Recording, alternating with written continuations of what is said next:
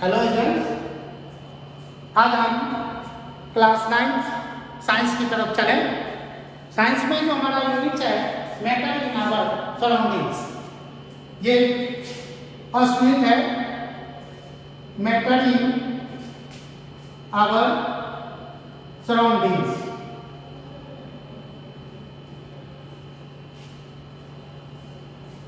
Matter के बारे में तो जानते ही होंगे, मास होता है, स्पेस ऑक्युपाई करता है। लेकिन मेटल्स का जो है जनरली 3 फॉर्म्स होता है, सॉलिड, लिक्विड, गैस।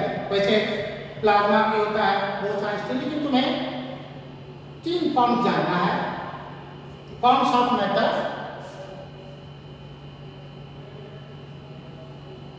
और ये होता है, एक होता है सॉलिड, दूसरा होता है लिक्विड और तीसरा होता है गैस। ये अब जो है इसमें गौर करके देख लो, सॉलिड, लिक्विड और गैस मेटल्स छोटे छोटे पार्टिकल्स से बना हुआ है, जिसे हम मॉलिक्यूल्स कहेंगे। तो इसमें मॉलिक्यूल जो है बहुत ही पास पास होता है, बहुत ही पास पास। लिक्विड में थोड़ा सा डिस्टेंस हो गया और गैस में कुछ ज्यादा हो गया डिस्टेंस, थोड़ा ज्यादा डिस्टेंस लेते हैं। अब इसमें एक टर्म आता है इंटरमॉलिक्यूलर डिस्टेंस। अब एक टर्म आता है, जरा गौर के देख लो, इंटरमॉलिक्यूलर डिस्टेंस या स्पेस का। ये क्या होता है इंटरमॉलिक्यूलर डिस्टेंस या स्पेस? दो कंसेक्यूटिव, दो लगातार, ये नहीं कि यहां से ये ले लिया बीच में छोड़ दिया, सुनो, दो लगातार डिस्टेंस जो होगा उस डिस्टेंस को हम इंटरमॉलिक्यूलर डिस्टेंस कहेंगे। यानी the space between two consecutive molecules.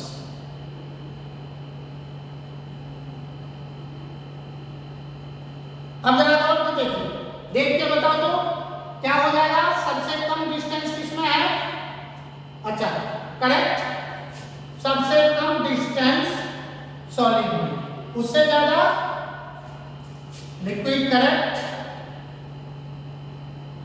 और उससे ज्यादा गैस। अब जरा एक बात बताओ, अगर डिस्टेंस कम रहेगा तो फोर्स क्या होगा? ज्यादा कि कम?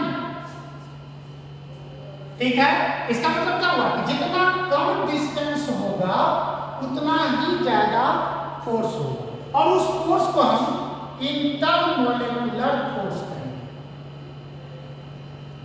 इंटरमॉलिक्यूलर फोर्स क्या हो जाएगा? तो इसमें भी ध्यान रखना, दो लगातार यानी कंसेक्यूटिव, यानी attractive force, attractive force between two consecutive molecules।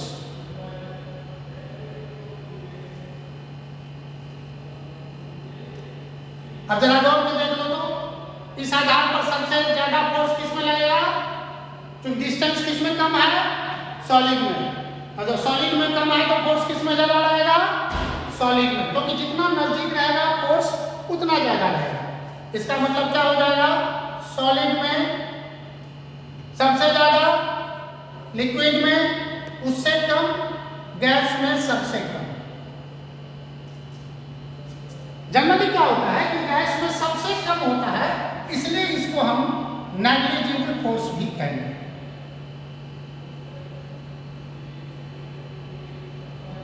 इसको नोट करो तो तुरंत।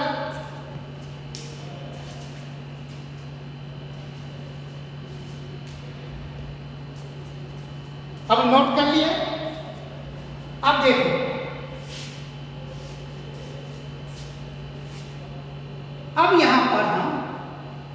जैसे तुमको याद होगा आइस लेके हीट कर दो तो क्या बनेगा? वाटर बनेगा।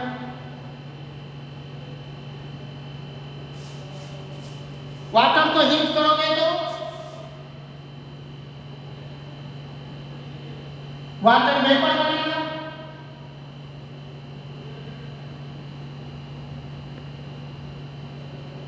इसी को कूल कर दो, फिर से वाटर बन जाएगा।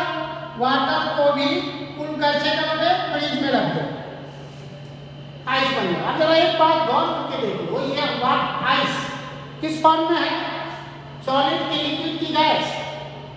सॉलिड। तो ये तुम्हारा सॉलिड फॉर्म है। वाटर किस फॉर्म में है? ठीक है, लिक्विड फॉर्म में। ये किस फॉर्म में है? गैस फॉर्म में। अगर ये देख लो गौर के, एक फॉर्म से दूसरे फॉर्म में तुम बदलते जा सकते हो। इसका मतलब क्या होगा? जब चाहोगे एक फॉर्म से दूसरे फॉर्म में बदल सकते हो। अब जरा गौर के देख लो, अगर तुम सॉलिड लिए तो तुमने क्या देखा? सॉलिड को हीट करेंगे, सॉलिड को हीट किए तो क्या हो गया? लिक्विड में। अब इस प्रोसेस को क्या कहेंगे? अगर सॉलिड से लिक्विड में हो गया तो पूछेगा इस प्रोसेस को क्या कहेंगे? इस प्रोसेस को हम मेल्टिंग कहेंगे। ठीक है, कभी कभी इसे हम फ्यूजन भी कहते हैं। पर इसी को रिवर्स कर दो,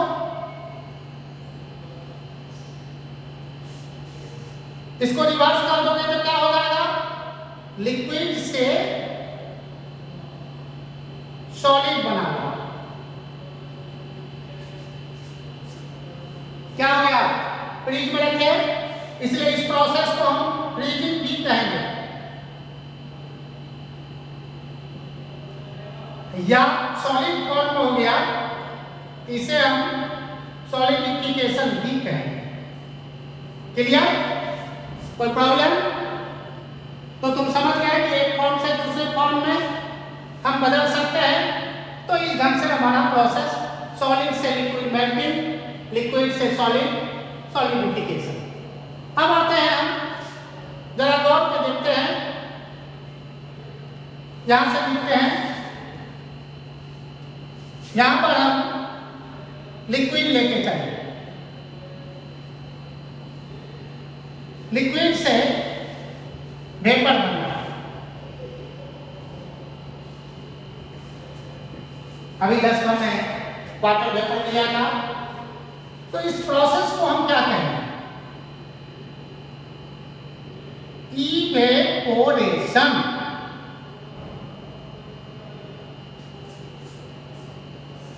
फिर इसको रिवर्स कर दो, रिवर्स कर दोगे तो क्या हो जाएगा? इसी को अगर रिवर्स कर दोगे तो ये हो जाएगा वेपर से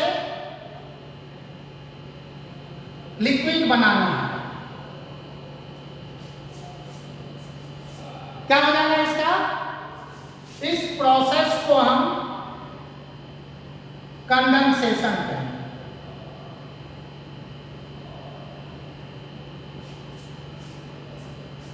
अब जरा एक बात बताओ, अभी हमने देखा कि सॉलिड से लिक्विड, लिक्विड से दो लगातार में, लेकिन कभी कभी कुछ सब्सटेंस ऐसा होता है जो सॉलिड होता है और उसको अगर तुम हीट करोगे तो लिक्विड में नहीं आएगा, डायरेक्ट गैस में आएगा। होता क्या है? उस सब्सटेंस को हम सब्लिमेट कहेंगे।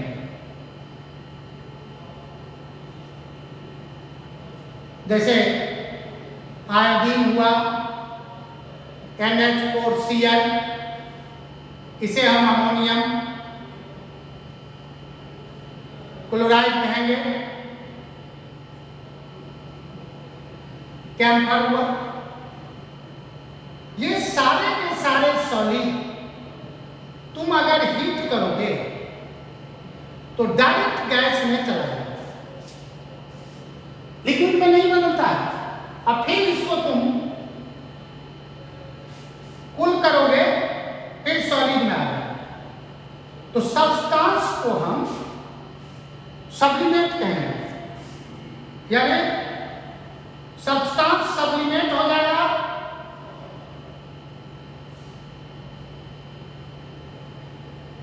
प्रोसेस को हम सब्लिमेशन कहेंगे।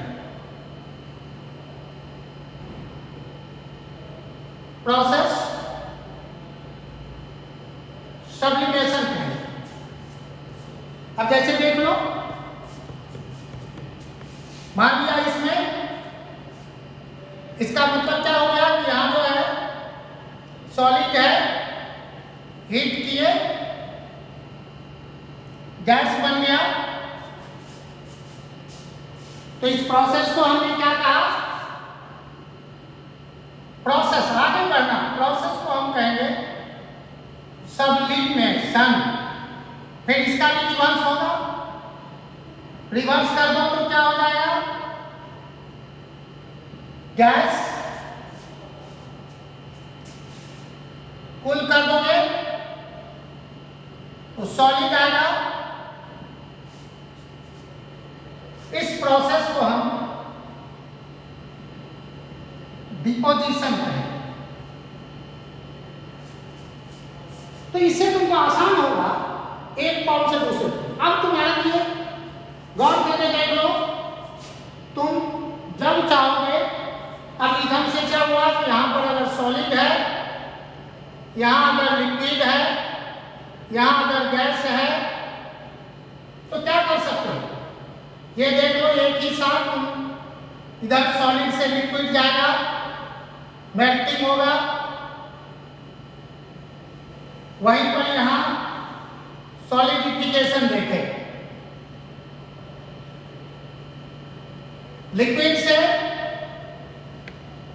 ये देख लो, पहले इसको देख लो गौर करके, यहां लेंगे और यहां लेंगे, ये गैस इवोपोरेशन हो गया, और यहां से जाएगा गैस से ये, तो ये तुम्हारा कंडेंसेशन हो गया। ये देख लो, और तुम यहां से यहां ले जाओ सब्लिमेशन, फिर वापस आ जाओ, क्या हो जाएगा बताओ तो? डिपोजिशन। तो तुम एक साथ तीनों एक दूसरे में कन्वर्ट कर सकते, इसको नोट कर लो।